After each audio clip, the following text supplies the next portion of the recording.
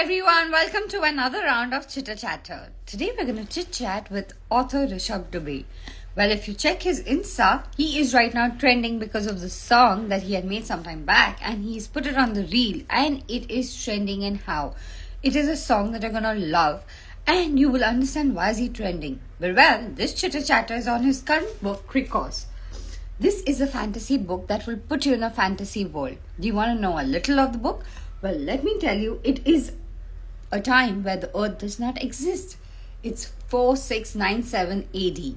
And what happens when the earth does not exist? All about this, we're going to talk to the author RISHABH DUBEY right now, right here. So let's send him a request and let's get started.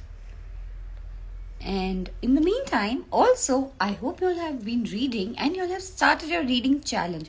And yes, today's Makar Sankranti. Yesterday was Lohri. So happy Lohri and happy Makar Sankranti to all of you. I hope you all are enjoying.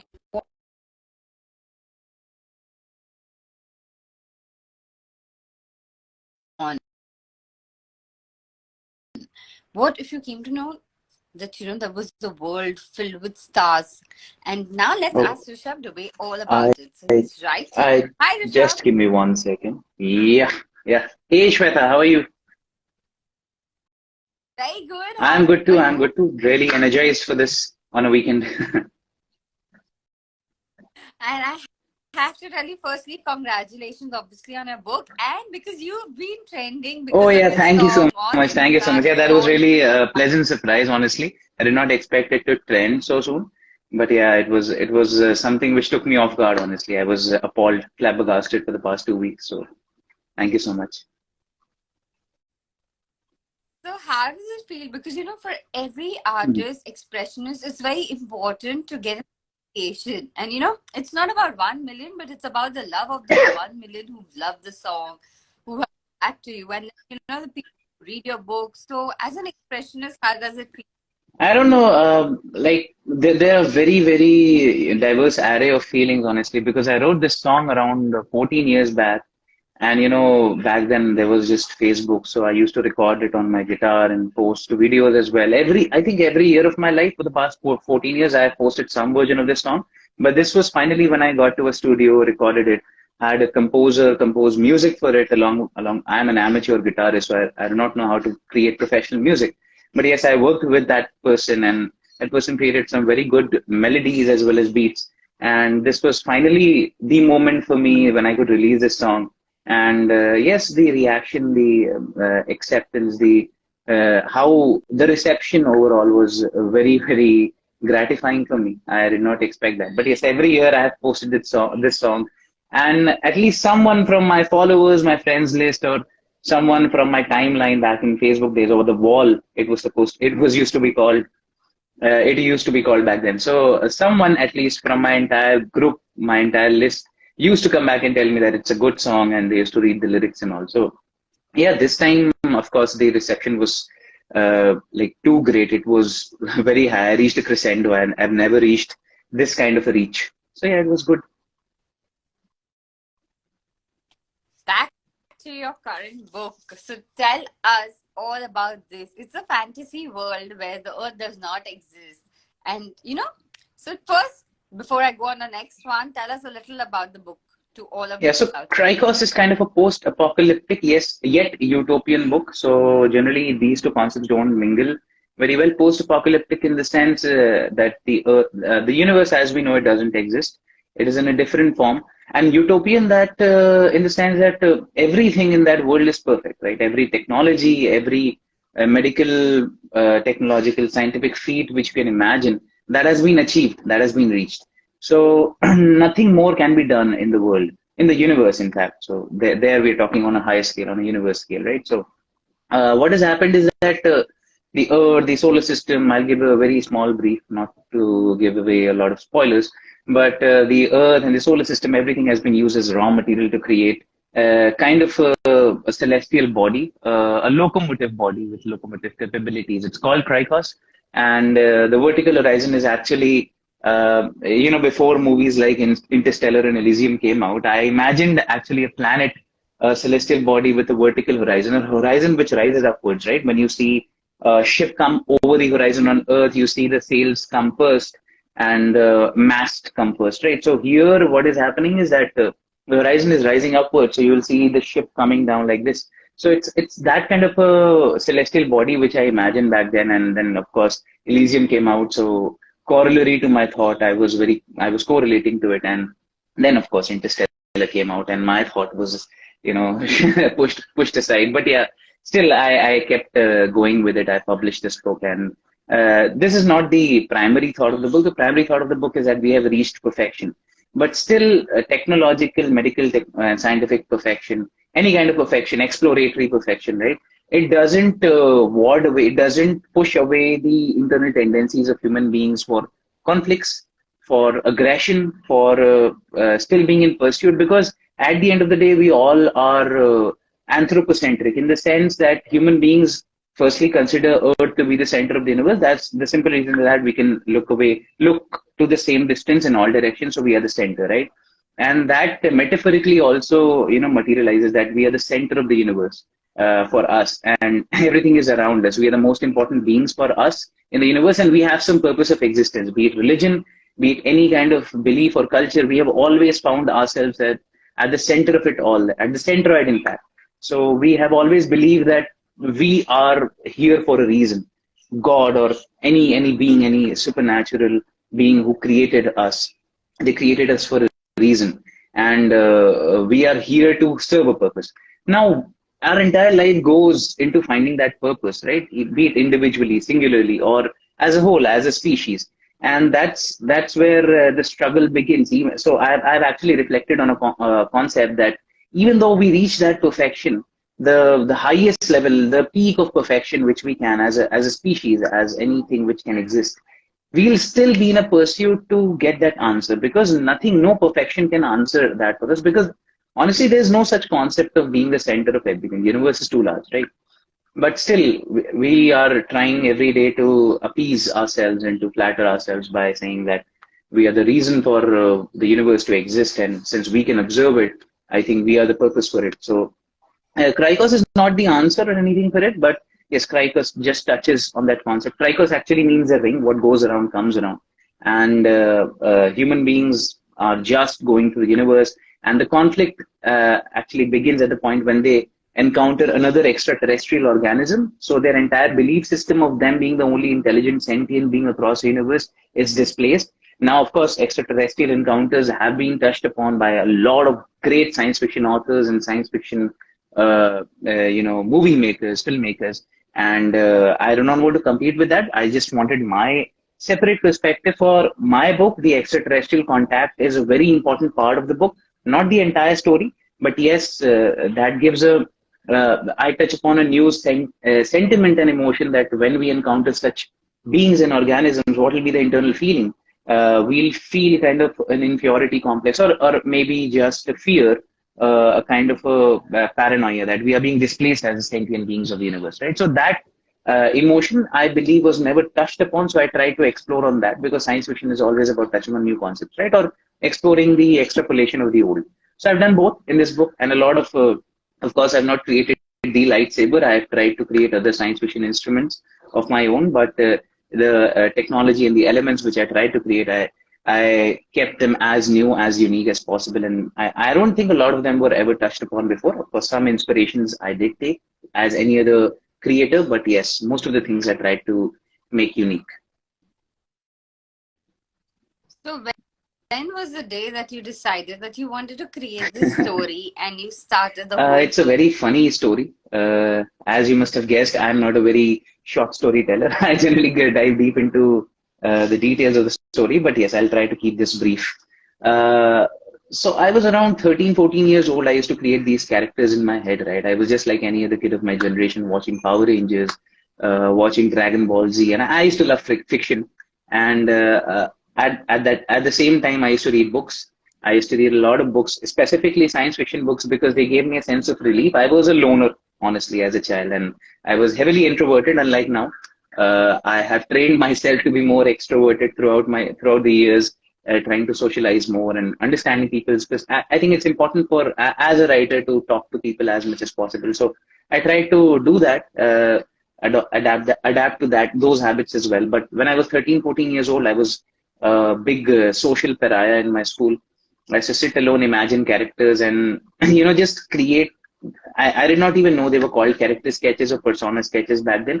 I used to write about characters. This is this character, and he, she, they are doing this, that, and they have these kinds of abilities. And my parents, of course, used to love. My father is also a writer, not much of a science fiction writer or a fantasy writer, but yes, he is a kind of a literary fiction writer, or we can say more on the poetic side of it, right? More on the dramatic side of it. But I wanted to write science fiction. I did not even know such a word exists. I had seen Star Wars. I'd seen all the movies out there. I had read all the books by Isaac Asimov, Douglas Adams, but I did not know it's essentially called science fiction because there was no Amazon to tell you the genres, the categories of books, right? So back then we used to go to bookstores and we used to buy. Until the date Crossword came out, they used to categorize in these bookshelves. Right? This is science fiction. Oh, science fiction.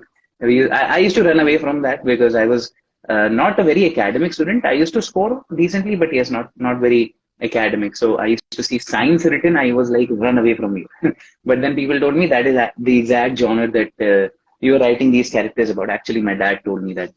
And I used to tell those stories to my friends, even my English professors, my teachers, right, in school. Everybody was like, you're wasting time and what are you doing? Study. If you have to write essays on topics which I've given you for homework. And my friends used to be like, oh, let's go and play something. Or I used to play, of course, but that was also important, honestly, as a kid.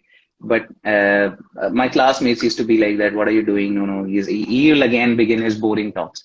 Yeah, instead of just sharing those things with others verbally, because back then there were no audiobooks, or the verbal expression was not never monetized till I think 2011, 12 when Audible and all came out.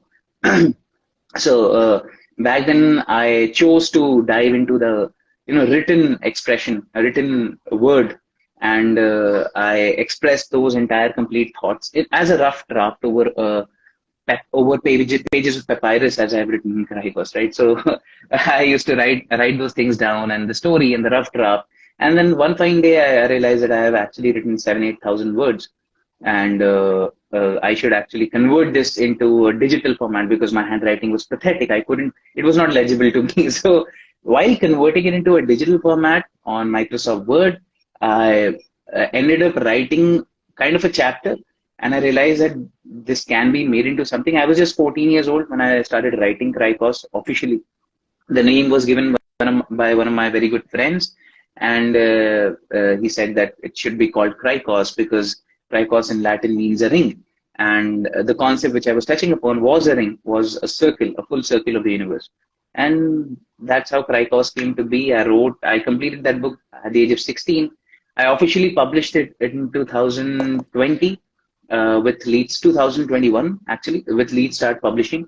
And yeah, 2010 to 2021, I think 11 years it took me to officially publish it. Even though I'd completed the book long back, it went through a lot of iterations of change. And of course, I matured as a writer. I wrote 3 more books between writing Kraikos and publishing it. It was supposed to be my first, but it became my 4th. So that's how Kraikos came to be, and science fiction became a genre which I got most attached to, and I started loving. Yeah, that's it. I think that's the shorter format of it, the shorter version of it. So On this brief answer, I want to ask you, usually, you have your first book and then you Mhm. have the other books, and one changes because every time you put a story out there, you have changed as a person. We anyways change Yeah, on yeah, a daily definitely, basis definitely. because of the learnings that we have. Writing something, there are a lot of changes that happen within you because there's so much introspection that's going on. You have written some things out there. You have heard, reviews on something you've written. Now, your first book that was supposed to be out is not the first one. It was much later. You had other books that came. So, how do you feel as a writer when you see or read Krikos and then you have your other books? Kraikos is honestly the most mature of my books, even though it was written first. And I don't know, there was that purity. I think I'm not saying I'm impure now, but I have a very dynamic perspective now. I think it's for the better. Now I write things. with a I'll say with a bigger background of opinions and perspectives, and having met so many people, having seen some. I'm not saying I'm very old also, but yeah, it's good that if I'm perceived as old, I think people when they perceive a higher number as an age for a writer, they definitely buy their book. So yes, guys, I'm in my late 60s. I look this young, so definitely buy my books. It's you said the higher number in age, suddenly you are perceived as, Yeah, oh, yeah, this person is the yeah, perfect interviewer, this person is like right. No, even other professions like lawyer and all of that. So guys, even I have white hair, okay? So yeah, I yeah. We are old millennials. and We are old people killing it. So just buy it, and higher number in age reminds me. My personal idol is Shah Rukh Khan. So I definitely tell people like it is actually it doesn't go. It doesn't mix well, right? When people say that I'm a science fiction writer, and of course a Bollywood celebrity, the biggest the stars of Bollywood is my idol, and yes, I really see. I look at Shah Rukh Khan and I say, in my 50s, I want to be like that, be as cool as that, and yeah, uh, I agree because when I hear exactly, his exactly the talks, talks. there is so much When I say this phrase, right, that feel I, that yeah, yeah, please go ahead. You were saying. So I was saying that the when people say that phrase we want to be like Shah Rukh Khan, generally people are talking about the aesthetics of it, the way he looks and all. But of course, that is there. But that aside, the way he speaks, what he ends up conveying in his public addresses, in his speeches, and I think that young panache that he has, right? That he's up with the youth. I think he's very current every year, and I'm not saying technically. I don't know what kind of devices he uses or knows or anything, but his terminologies, his words, and the way he connects with every generation equally. Like I want to be like that. That is, I think, youthfulness, eternal youth for me. And I don't think anyone before him has done it. Anyone after him can do it. So I really idolize him. I totally second that. It's like, if scrolling something. So since we're talking about Shah Rukh and being a book lover, I've always loved books and I've loved Mhm, all the genres. How you would make science fiction. I'm not much of a storyteller. Like, I mean, a storyteller to an extent where I'm just talking to my friends or whatever. But I've been a avid reader. And I remember Shah Rukh Khan's book had come out, mhm. Still Reading Khan. It was a huge coffee table book and it was for more than 3 grand back then. Like I was in school and it was for 3,000 and coming from like for my grandparents anyways, it was like itne kitabein padh ke karne kya wali hai because my father was low. So anyways, they would be shocked because every time I had a book in my hand and I would love to go and you didn't have much bookstores. I had this library and this one bookstore. And I remember it was around Diwali, Rakhi milti hai. Where I had my cousins and all going and getting rings and, doing dresses and all. I went to the store and got that huge fat table book of Still Reading Khan. Made that's made. You are a storyteller. You're telling a wonderful story. I believe the way you're telling it. Yeah, please continue. Please continue.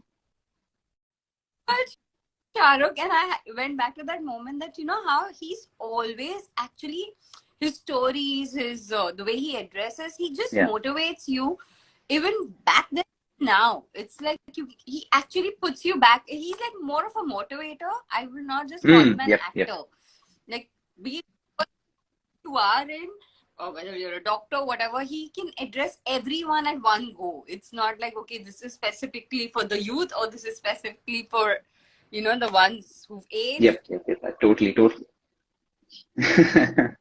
Since back to us, let's Yeah, get yeah, yeah. back to us. Yeah. I think SRK is an evergreen topic. It can seep into any kind of conversation, right? About anything. It is still just as relevant. So I always touch base upon the topic of SRK, whatever I'm talking about. So yeah. So I think you had asked about Right. Cricos and how do I feel when I read it right now. So when I open this book, sometimes some pages seem like that. Did I write this?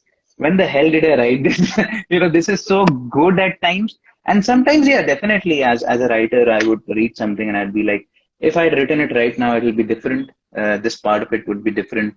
Maybe there'll be when I had written this, I was a young 13, 14-year old, right? And as a kid, you generally have company in your same gender. So I knew more about I'll say boys than I did about girls. So yes, there were more male characters in this than female characters. So that's something I would change now, because now definitely I know a lot about the other genders, and there'll be, I think. Right now, I can touch base upon gender fluid characters, transgender characters, and I think I can give them equal spotlight. And even I think all kinds of genres should include because not just genders, everything. I think the diverse array of human beings, the diversity of human beings which is out there. So this is one learning which I have in the past few years. I think my other books do reflect upon such subjects, but yeah, it's still pure, I'll say, from my holistic opinion back when I was 13 and 14. But yes, my learnings will definitely go into the sequel, which is going to come out. So, uh, And that's what everyone is asking. When can they expect your next book? yeah, I have two more books coming out next month, but they are sequels to two of my other books. The sequel to Crykos, it's called Airkos, Aerekos, and it's called Airkos: The Origin. It's kind of a myth fiction. So there's a whole new mythology, a whole new religion, in fact, in this book. I created a religion taking the more of the demerits of all religions across the world. I was an agnostic. I'm more of a spiritual person. I'll not say in the very typical sense of the word spirituality as it's thrown around. I have been very spiritual throughout my life, but I'm more on I incline on the agnostic side. I don't like diving into the topic of religion unless I have to write about it, right? Like why discuss things unless you can earn money out of it? So, so that's my only agenda in life. No, I'm just kidding. So yeah, when I'm writing that air post, right, it's exploring that mythology and those mythological myth characters and those gods and demigods which I've talked about in Crykos. I think the people of that era, whom they pray to, which religion they follow, which cult they follow. So I'm just exploring those ideas along with a little bit of hint about where the story will go ahead in the future. They're going to be 6 parts overall to Crykos, Crykos, Airkos, Alzoro, Terminus, Zormor, Zormus. So these are the 6 books. So it is this, it is the cycle of the universe. So cycle of the universe actually. So Crykos is the beginning, and then Airkos is the origin, and then Alzoro is the exile, and Terminus is the end, and Zormor is the change, and Zormus is the beginning after the change. So like the tagline of Crykos is in ancient Latin. It's called Itianum Triumphos Finem Mutatio. It actually means that like stillness triumphs, for the end is a change. Stillness as in eternal stillness. If it's not something I believe in. Definitely as a writer, you have to explore ideas which you don't essentially believe in. For example, if tomorrow I have to create a story about like a chauvinistic character, right? Or a story about like a psychopath, a sociopath, right? So definitely those those characteristics are not coming from me. I have to create those characters virtually. So yeah, this motto also, Eternum Triumphos Finem Mutatio, comes from an idea of mine that there can be a faith, or I'll not say faith, there's a sect in the future which is against science and innovation itself. Because science and innovation has taken over the world, has roboticized the world, has made the world into kind of feelingless, emotionless beings. And there's a sect, a culture which starts revolting and rebelling against that science, and they call it the end of the change. That we're going to end and the entire change, the evolution, the natural evolution which you're obstructing with your scientific inventions and discoveries. So that faith comes in. It's called Stilites in the book. They are kind of in the gray area of villains, and I'll not say more. So yeah, they're like that. And in Airkos, I will definitely explore what are the Stilites, what are the other like other kinds of religions and faiths in that era, and why do they exist then, and what are the inspirations behind those gods? Like who in the past do they connect? Whom in the past do they connect with? Those gods, the gods of today. Like how do they those figurines? How do they connect to the people of today? So th those things I'll be reflecting upon in the sequel. And then of course the story from Krykos continues in the upcoming books, and of course at the end of it, Zormus. So it all ends, but still it's a beginning. So Yeah, there's a long way to go. And here we have Taki Raza Jafri. It's great. Poet predicting, wow, great planning and structure. So true. And authors, not all the characters that one writes. Women culture and many more are sending lots of love, Rishabh, sir, to you. And produce is too good. We have had thumbs ups and hearts and all of it. So you were writing this, you were like a kid. And as a child, we are very yeah, free mentally. We have a lot of imagination going on. Do not like actually there are no hang-ups. That's why today we keep saying that let the inner child be alive, because you can live in your bubbles. You create these amazing fantasy stories and you believe in them. It's not just creating it. You actually believe that this is hmm true. This exists. The dreamland is true, and all. So writing a fantasy, obviously back then there are no hang-ups. Like I'm sure when as you grow older, you tend to be like, would somebody believe this? Would any of this come true? So now that you have to write the parts, obviously you've matured since then. So does your inner child still take the liberty and be like, no, this is what it is? Or the older Rishabh tends to like hold back the child Rishabh who's creating this yeah. fantasy? So honestly, I'm still a child. As much more my voice has matured, as much more my posts on Instagram. Some of them are definitely childish, but yes. Otherwise, the general perception is that I'm a very conserved, reserved fellow, and I don't mix a lot with people, and there is a tinge of maturity. People generally tell me you're very mature and all. You don't. I'm saying that just because I'm not talking to you doesn't mean I'm not a child anymore. And I really love the fact that I don't even go into the psychological maturity, that kind of concept. It's very relative. It's subjective to personalities and people, their experiences, their life, the entire set they're living with.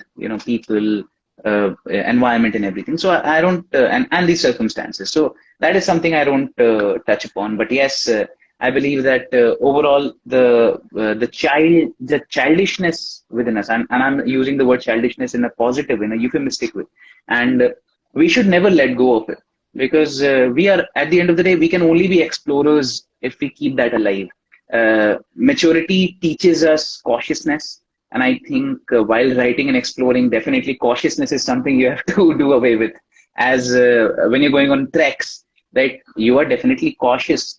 But if you're over cautious, if you're over mature, if I may say so, then definitely you'll not even take this first step. You'll be like, oh, this is dangerous, I'll not go. People who are climbing Mount Everest, there are a lot of people who say, why climb Mount Everest? It's very difficult, it's dangerous. The statistics say these many people die, it's so dangerous. But then there are people who are passionate about it, who want to do it. And I think those people in a positive way have that childish, pursuit, that childish, relentless seeking alive within them. So yes, when I'm writing the next part, I'll definitely supercharge myself. I've actually written 75% of it. It was all supercharged. I generally do. I keep a thermos beside me with a lot of black coffee. When I was 13, I was not allowed black coffee, so I used to have, coffee with a lot of sugar. So the sugar did the trick for me when I was in my teens. But now definitely I've cut down on sugar, so I take a lot of coffee. I take around 6, 7 cups of coffee. I'll not suggest that. Please do not try at home. So to all the viewers, it has been done by professionals, performed by professionals. So I take a lot of coffee, and I just keep drinking it. It keeps me energized. Generally, right at the night time when there's no one to observe my childishness and judge me. But sometimes I do these maniacal things. I stand on the bed. I imagine things. I create characters. I imagine, a kind of a conquest which is going on, like war in the space. Because my current idea, when the science fiction writers and fantasy writers of 1960s, 50s were writing those stories, there was not a lot of visual influence on them, right? Right now, having seen Star Wars, Star Trek, Interstellar, Gravity, so many different science fiction movies, there's a lot of visual influence. So when I'm imagining scenes, I'm kind of basing it off of the scenes which I've already seen. So trying to shed that, trying to isolate away from that is very difficult, but it's not impossible. So generally what I do is I try to, isolate my thoughts, put them inside kind of a bubble, and I think within that. And that makes me more, that makes me move. That makes me reach out for things physically as well, and things which are not actually material. And yeah, that's how I create stories. And I definitely, I would love to create stories like that, taking inspiration from Shah Rukh Khan. Still, the Yes Boss Shah Rukh Khan I see today in many moments. So I'll take that inspiration from him and try to be the same. But if I change, still that's life, entropy. About Shah Rukh Khan, here's somebody's questioning. Are you going to be writing a rom-com anytime soon? Yeah, so I do like writing romantic stories, like isolated singularly, and I like writing comedies. I've never mixed the two genres. It's honestly very difficult to write rom-coms, and it's difficult to write all genres, but one genre at a time. When you start exploring and start learning how to write, uh, generally what happens is that even in the year when I'm writing, so I wrote a myth fiction called Dev, inspired by the Holy Ramayana. I wrote that book, and it's a myth science fiction. When I was writing that book, literally the poetry, the poetic side of me was taken away, and I had to shed a lot of my inner skills, if I may say so, inner affinities and all. And I could write, I could only stick to that genre. So I will definitely choose a year in the future when I'll be dedicated to rom-com. I'll create good characters. Want them to be fresh characters, and yeah, I will create a wonderful story which you'll laugh on and love also. And rom-com is also something I love watching on the OTT, and it's one of my guilty pleasures. I'm saying guilty pleasures because men, the perception around is men are supposed to be manly. They don't watch such things and all, but I don't believe in that shit.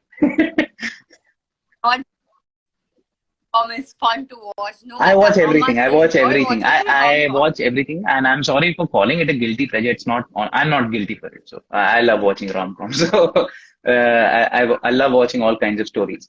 And reading, I've read very less of rom-com because since my childhood, I was a deep science fiction reader, dedicated science fiction reader. So I have not read a lot of rom-coms, but yeah, writing them, I will try not to read before writing them because then I'll be way too inspired. But yes, I'll definitely explore that genre as well. So on this note, wishing you like super, super best wishes for all your upcoming books. Looking forward to collaborating on all of them and reading all of them, from science fiction to the entire series of Cricos, and also, the rom-com, which happens at some point, Yeah, that all of them go adaptation. So super best wishes for all of it. And before we end the chat, let's have a selfie sure, moment sure, with sure. your You want me book. to wear specs to look a little nerdy? Got a pair of specs too to Yeah, look like a nerdy. So equally yeah. nerdy. People otherwise, they don't take you seriously. I'm just kidding. Because there was a time when in college I would go. I used to Mhm. write for Bombay Times, Oh, amazing. DNA, and HTM. Back then, I used to wear specs specifically so that I look a little like Perceptions are this. a big deal in the industry, and as I said, age, right? Age. I couldn't publish Cricos for so many years because of my age. A lot of publishers rejected me because I was way too young, and I don't complain about it because I got the perfect fit as a publisher. But yes, perception is a big deal in the industry, so we cannot change it. We cannot Totally. say do anything about it. We have to go with it, the norms. Happy Yeah, yeah, yeah. now. Let's go.